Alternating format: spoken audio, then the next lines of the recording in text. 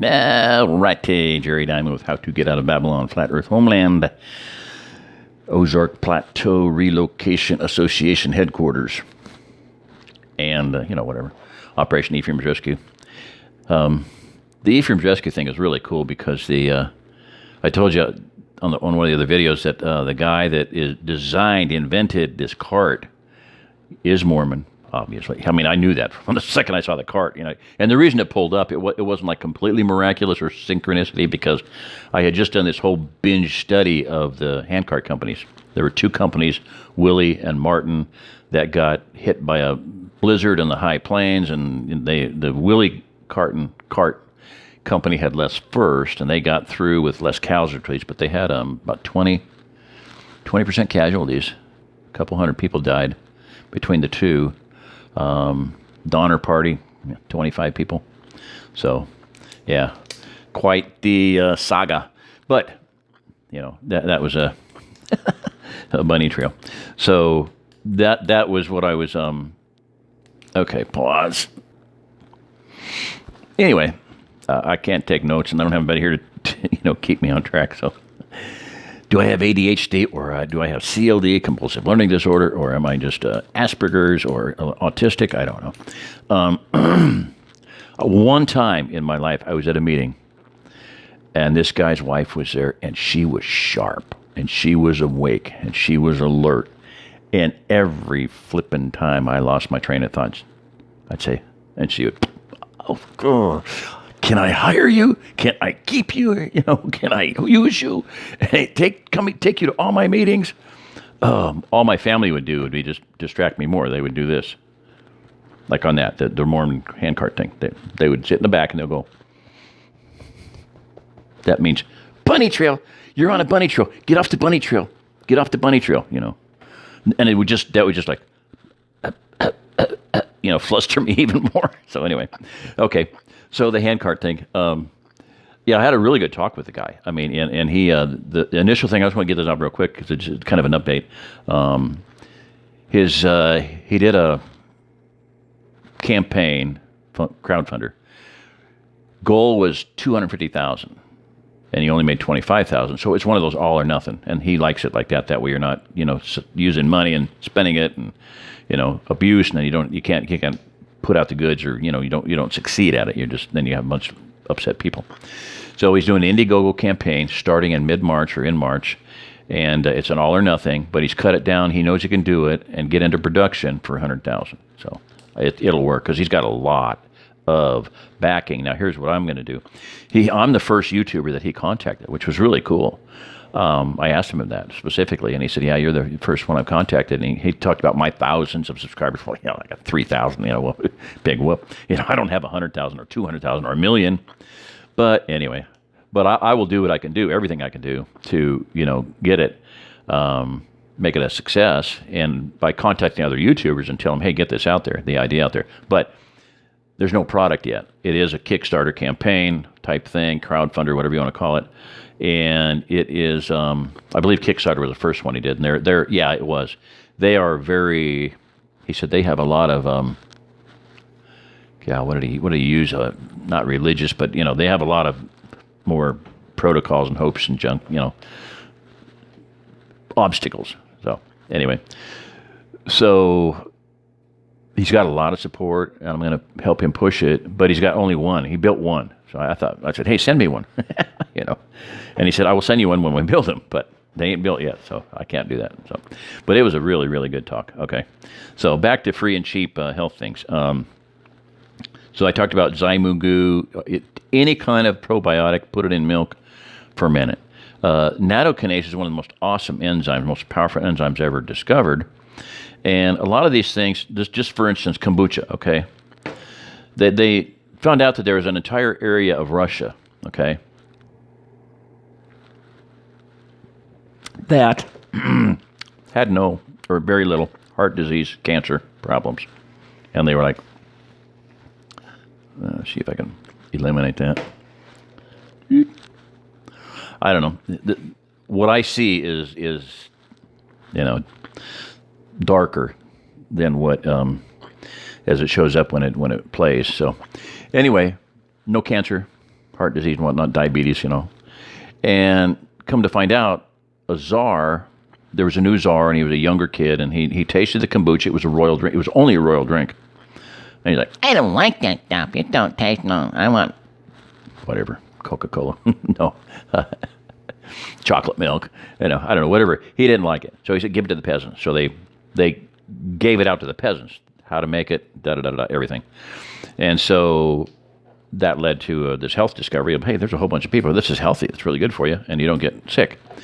So same thing with nattokinase. There was an area of Japan that there was very little heart disease, cancer, diabetes. And it was because of this natto cheese.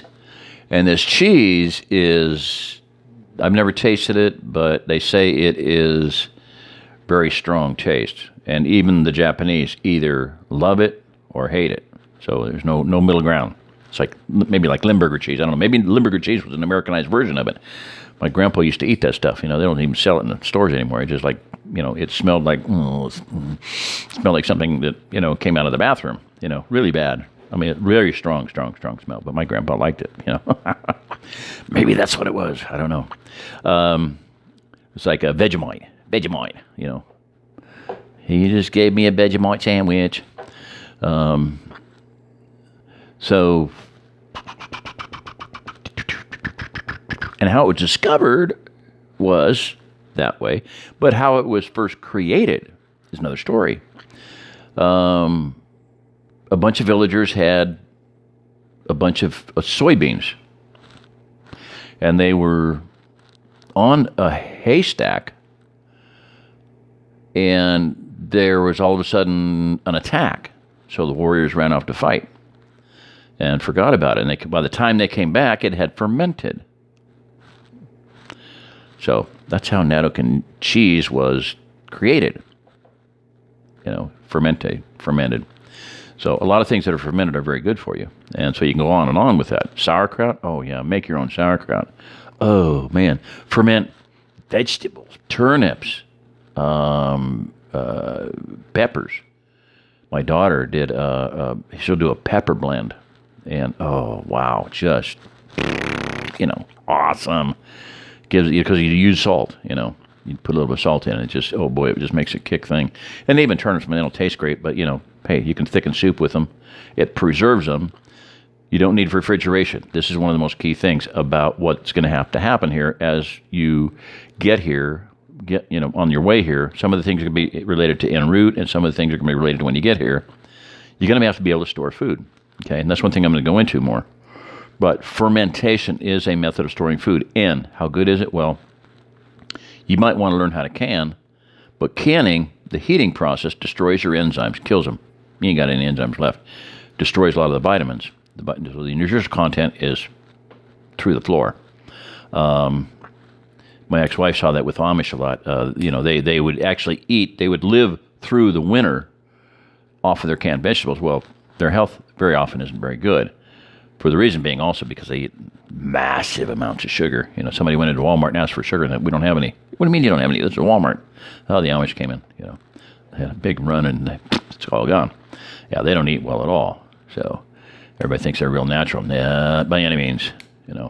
So anyway, sauerkraut, fermenting a lot of things, and that can apply to a whole lot of different things. And the same idea that I've done it. I've done the idea of just taking raw milk and plopping in a capsule of Zarazyme or a capsule of nattokinase, and it just comes out tasting just like a mild yogurt. And it all fermented. Another thing, kefir. Yogurt will only get into your stomach. It will not get into the intestines. The bacteria are killed. The culture is killed. But kefir, however, is much more powerful. It'll go through your intestinal tract. And kefir, you talk about preserving. I played with it because friends of ours had, this was an idea. My daughter, I saw her spending prodigious amounts of time making us primo. All the gross bottles, of course, you have to empty them first. It's more expensive to buy gross bottles empty than it is with beer in them. So you got to empty that beer out. So some people don't mind that. But I saw her using a lot of time, and then I was over, draining it out, putting in the bottles, putting in, essential oils, capping it, checking it, having them blow. I'd be at 3 o'clock in the morning. I'd be up right there by the computer. Gunshot with them. Oh, it's a cupboard. Drip, drip, drip, drip. So watch that. But so culturing things, and so I had friends, and they had a 5-gallon a steel decanter up on a wrought iron thing, and a 5-gallon decanter with a spigot in it. Boom. And they were like, "Hey, there's 2 of us. We drink a gallon a day, and we put a gallon in, or whatever. You drink, let's say 2 cups. You don't want to drain it too fast because it takes about a week. But it's like it was an eternal culturing system, and that's brilliant. Because you're looking at the nutritional value. You're looking at preserving something and increasing your health and having a satisfying drink, and it is. It's a really, really good drink. If you let it go too far too long, it'll kind of get a vinegary, sharper taste. So the idea of doing a continual thing. This same guy, that was Brother Jerry, Father's going to give us ways to keep ourselves healthy. Well, he did kefir, and he's like religious about it. He's got a half going, that he's drinking, and then half that he's redoing, and he takes the crystals out and cleans them and all that. And I was like, eternal kombucha, eternal kefir. So instead of doing half gallons, I got quart jars, and I took a gallon of milk and put it on all 4, and I drink a little bit, and so I get another gallon, I pour some more in. Well, that went on for months, and then one day a friend of his came over and brought some goat milk, and I put it in all of them instead of just one of them. It had a little goaty kind of smell, and so I stopped drinking it, and I just left it sit. And about 6 months later, I was in the air trailer, and I was in and out of the trailer, and it's in the sink, and I just kind of covered, and I forgot about it. And I'm like, oh man, someday that, I had about a half a gallon in a plastic milk jug. Okay.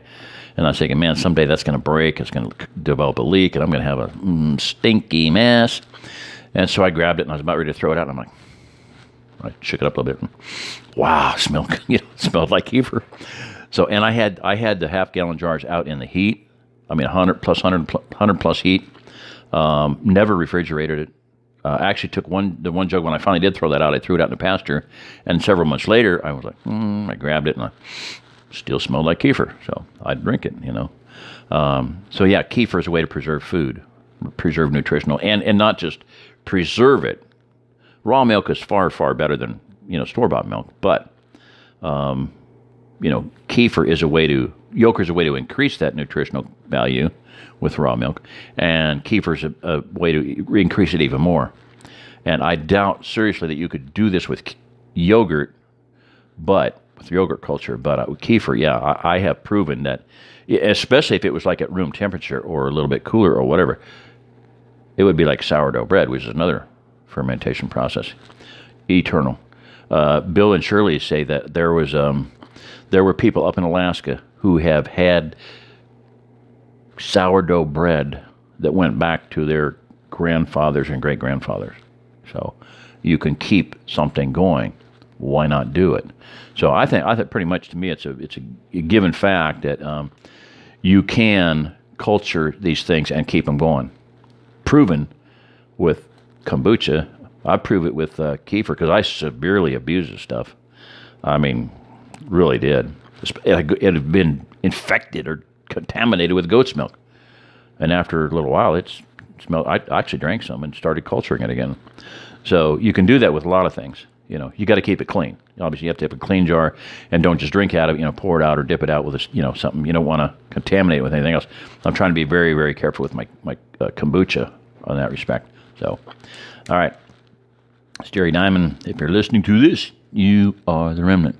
All right, get here, get there, be square.